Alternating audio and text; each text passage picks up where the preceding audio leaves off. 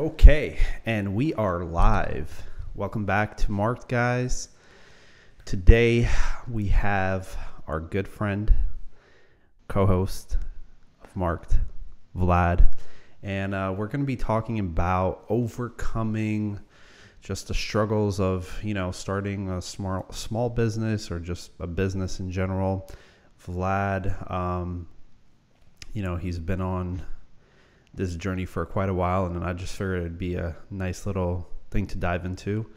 So yeah, Vlad, why don't you tell us what inspired you to start your freelance graphic design business in the first place? Yeah, thanks for doing this. Didn't think I'm gonna get interviewed about this anytime soon, but yeah, I mean, I've been doing design for past 3 years. I've been designing since high school, really, but as a full time, I would say about 3 years ago. We started right before COVID. Okay. Really, what happened is I really was into design, and every job that I worked, I worked for a few small companies and businesses. I did a lot of design work, some branding, some of the website stuff. I did always for them. I would always take some projects on the side just for fun, just to like grow. But about 3 years ago, just so happened that I worked at a place where I wasn't really happy. For basically for two reasons. Like pay wasn't great, but that wasn't like the main reason. It was pretty toxic environment in that moment. So I just wanted to get out. I'm like, I don't want to be in this place. I was doing sales, like project management, stuff like that. I'm like, I don't want to do this. And then an opportunity came that Alan is my partner. He's a developer. We worked on a project together for a church, and I think we did great. We had a lot of synergy. We did some great design and delivered the website. So we're like, hey, listen, like we can actually make money on this. So we thought, hey, if we get two leads, like solid leads, um, then let's just drop everything and try to go full in design. Which, by the way, I don't recommend doing until I learned it the hard way. But and so happened that it was COVID right after that. So, but yeah, I think I was always drawn to design, and at some point, I was like, I'm not happy with what I do, and I found an opportunity. I found that there's a way to make money, and we just jumped into it. Really. Gotcha. And can you share with us some of the biggest challenges you faced in the early days of your business? Like, Yeah. Yeah. I mean, we started a business at the company called Hit Refresh, which kind of flow like we're still doing it to a certain degree right now. In the early stages, business is like, I don't know, it's like your baby or something. It's like you have to work and then do business. And we learned it the hard way. We pretty much dropped everything and went fully into it. And I had to get a job because we didn't have a lot of work. Because you're building a portfolio, you're building clientele, you're building reviews, all of these things. So yeah, I think initially in the beginning you don't make money. First year we barely made any money from the business, and it was like, do we even want to do this? Because like, what's the point?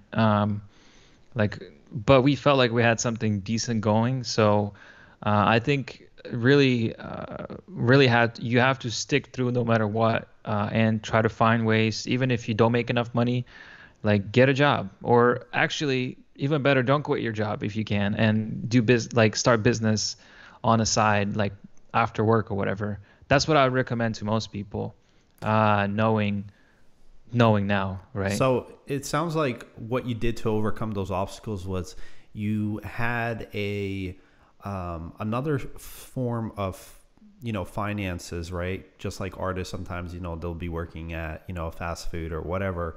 In the meantime, until they get to a point in their passion project or just career where it's able to just sustain from its own self. So is Yeah. that the correct kind of? Yeah, and I think so the business, I would say the business that we started, because it's not really, it wasn't really like a business. It was just a name under which we did some projects. So it was really like a contractor type of thing. And I would consider myself more of a freelancer first 2 years, because it wasn't it doesn't bring the money right away, like none of the businesses, and you have to take time to actually build up your portfolio. You have to build up all these things, and nobody's just gonna hire you just because you say, hey, I'm a designer. Like you have to prove something, you have to show something, you have to build trust, it takes time. So Right. And what would you say you learned the most out of overcoming those obstacles? what did I learn the most? I think, yeah, I mean, I kind of shared it already, like get a job. Just get a But I think, job. yeah. It's not as easy as it may seem. Like, everybody got to go through that little beginner phase of, humble beginning, so to say, right? Yeah, I mean, in my case, I am married and I was married back then. So I had to bring money on the table, like no matter what. Like, thank God, like my wife worked. Right. So it was great. My buddy Alan, he still lived with his parents. So he didn't have that many expenses. So it was a little easier for him, I think. But I think it's something you have to stick through no matter what. And first year, we didn't see a lot of success, but you just gotta have to go through, and eventually it'll happen if it's a good business model or you're Gotcha. good at what you do. So another question I have is what strategies have you employed to stay ahead of the competition, right? Because staying relevant in an ever-changing industry is, a must, and it's not the easiest thing. So what did you guys do? What strategies did you guys employ to do that? Yeah, it's good question. I think we had like 1,000 different strategies. We would change up our direction like every month, I think, which wasn't it's not a good thing to do. But there, and I think the reason why we did it, because we always, like you said, we always try to innovate. We try to stay on top. For us, really, what worked is we produced a lot of content, even if we didn't have any clients. We took a lot of free work. We produced a lot of content. We produced a lot of uh, like portfolio pieces, and we try to do our best, like legit. Like we just hustled. We really did some good research. And at that time, it was actually three of us. We had another designer working, and we were just hustling nonstop and just trying to do the best we can. Especially in our niche, we were going for a lot of like churches, and Right. I mean, obviously, a lot of the people that we know, that some of the business people, they're from church. So we were kind of targeting those people, and we ended up just being we landed like a really cool big church who's called Zoe Church.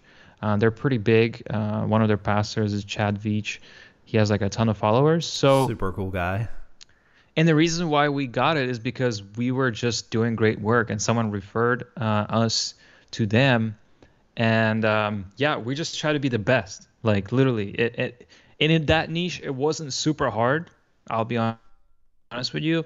Like there weren't a lot of great quality church websites out there, maybe a few, and a lot of them are done in-house. So for us, it was like, okay, let's just do the best we can and be the best in that specific sphere.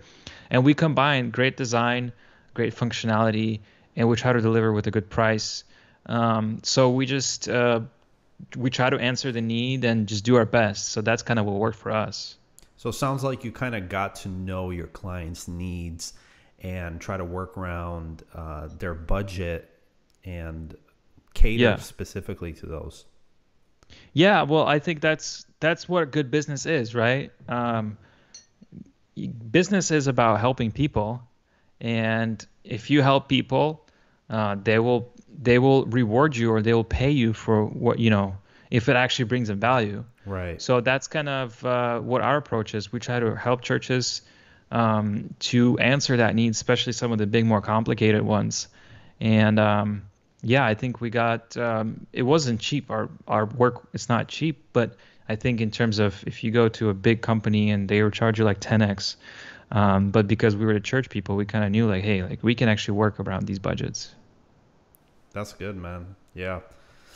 I think that's a good strategy to apply to any business, like you just mentioned. And Right. Yep.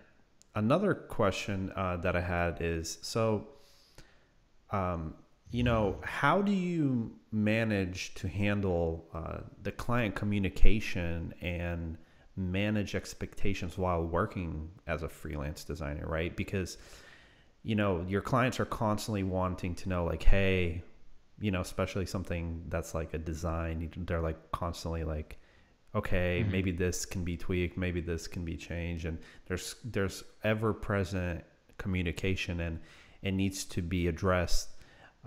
But at the same time, if everybody's poking you and trying to pull you left, right, you can't get to your work, right? So how'd you Yeah. manage that, bro?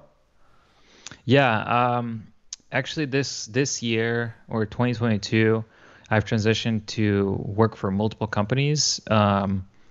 Since like this year, both Al and I would transition more into freelance role. Like we still have our company here, Refresh, but we start branching out and trying different projects and different people we work with. So yeah, we at some point, I think I had like 6 or 7 projects going at the same time. So it wasn't given to me at once.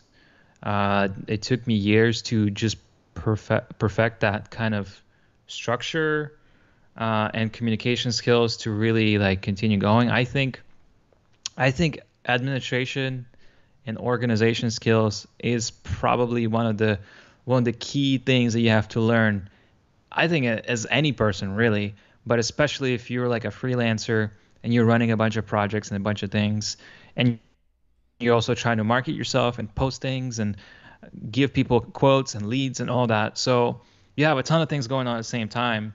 The key here is to try to figure out how to put it together. Obviously, using tools like we used Asana, we use some other ones. Organize it, spend time actually building a system that works. And yeah, I don't know. For me, it's like I can handle it. I know some people it's tough, but I learned in past like 2 years, it's been overwhelming. Not gonna lie, there've been moments where I was just like, dude, I'm so done. I can't. Like this is like too much. You have like 1,000 messages a day, but once you start, first of all, get a good morning, wake up, get some coffee, get some Get that good reading Joe. in, slowly get into it. Like it's all about just one thing at a time, one check mark at a time. It's like how do they go to the moon? It's just one task at a time. So it's kind of the same way here. It's as long as you organize yourself properly and you have a good culture or habit of communicating to the clients, to the people, I think it's gonna go really well. And so far, I haven't had any problems. That's awesome, bro. So can you walk us through a time when you faced a major business setback, and how'd you just bounce back from that? Because every business has that. No business is just, up, up, up, up, up. Yeah. They're like you mentioned prior, you guys had some of those things, but like, what was something that just like really, you're like, bro, I don't know if we can take this wave type of thing? Yeah. Yeah, dude. Last 2021, end of the year, I think we were about to quit, all of us. Like we had a third designer in summer, which we just told him, hey, bro, like we can't work together anymore for financial and just kind of like vision reasons. And then I don't know why, just clients just disappeared. Like we didn't have any leads. Like we couldn't close leads. Um, I don't know. I think in November, December, we had like no projects whatsoever. And we're sitting and we're like, what are we doing wrong? And we couldn't figure it out. Um, and at some point, you're just like, dude, like, let's just go get a job. Like, let's just go like work anywhere else. Like, you have to pay the bills, right? Um, and dude, I don't know really what happened, but I think that actually pushed us to work even harder. I think Hmm. to me, it's like I personally work the best from setbacks. So if something goes wrong or something like not exactly right, or like it's I don't have enough money, I don't have this, I don't have that. Like to me, it pushes me to work even harder. So we would put in a ton of hours, a ton of work trying to figure out what was the issue, trying to find those clients, try to hit it really hard. And in December, I think literally December 2021 is coming into this year. We just landed like three clients within like few weeks Wow. and long-term projects, and we just started just going in. So what's interesting, that setback um, was like a major push for us to have a very successful 2022. In 2022, we didn't even have any setbacks. Probably maybe during the summer we had a little dry season because we ended like multiple projects for like a month. But little this whole year was just insane. We just going up and up and up, So which was happened after the i- major setback. is that like your biggest success, like right after that setback as a freelancer? I think so. Yeah, because it's we found a way to market ourselves a lot better, to sell ourselves a lot better. We figure out our language, our style, our direction. So we weren't busy with projects, so we sat down and we're like, man, we're doing something wrong. So we sat down and figured it out. And then we went all in. So yeah, it was we actually had this year I probably had like three or four people. At some point I had like three designers working at the same time. We had a ton of projects. Um, and that going from like Alan and I, we can't even work to get like because we don't have any projects to like 3 months later, we have so many projects that we have five people working at the same time. Right. So yeah, it's interesting like that. And would you say that determination played a big role in achieving that? Yeah, I mean, I think we both believed that we had a quality product or service. I think it's more of a service, I would say. And we said like we have to figure out because it's not even about the money at that point. It's not even about whether we want like it was about just we wanted to make it work, whatever it took. And honestly, I'm looking back about a year ago and the end of that year. If we were to quit, I would have felt defeated. Right. But right now, I feel like we're not even doing that much work with Hit Refresh anymore because we're both super busy with other things. But I feel victorious because we actually got to overcome that. We got to go through that tough season and actually continue and keep going, not give up. And then eventually it became a success. And that almost gave us like an ability to even go and do something bigger now. Right. So, how did you balance the creative and business side, or sides, should I say, of your Hmm. work as a freelance designer? Hmm. Yeah, I mean, it's business is business, man. Yeah, I mean, clients want one thing, but their budget says a whole nother thing. You know what I'm saying?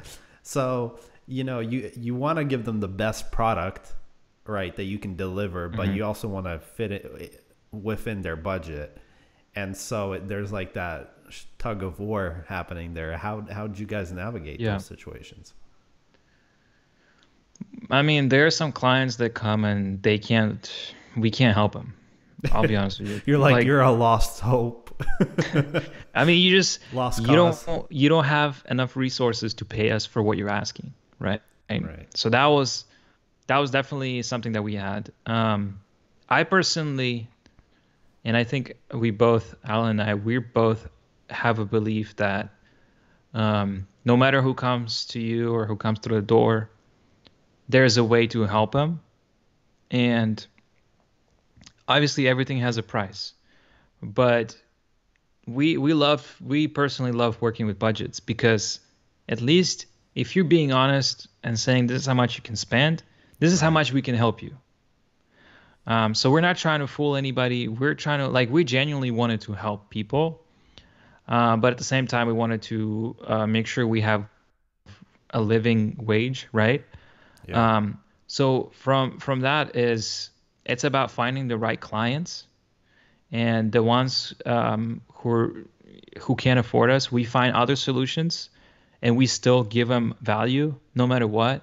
We had clients come in and they only had like maybe half of our typical budget that we charge, and we were still able to guide them in the right direction to help them build a quality website, even though it's not through us.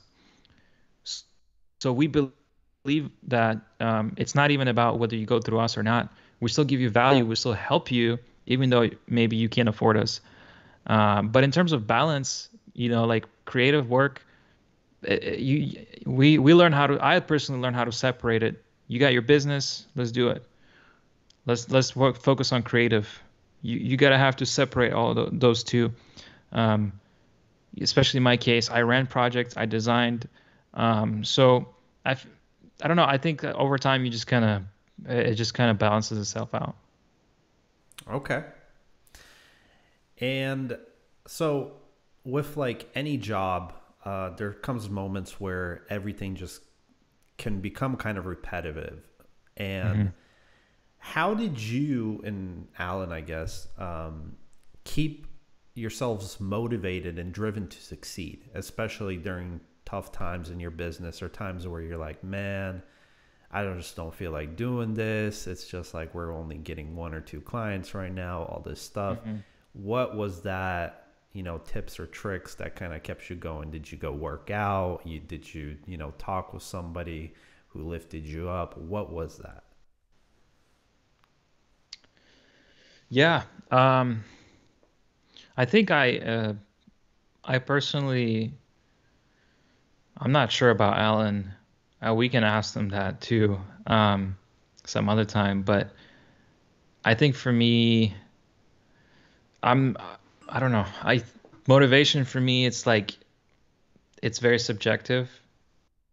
I don't really think in terms of motivation.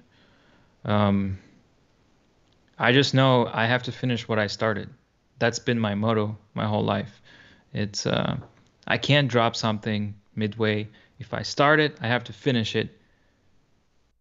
And it's okay if it fails, but I can't give up halfway. Um, and I can't give up knowing that I didn't put 100% in it. Because let's be honest, if if anybody doing anything, if you're at a job, if you are having a business, if you're building a career, you're making a song, you're doing a design, and you give 100%, you give 110% to it.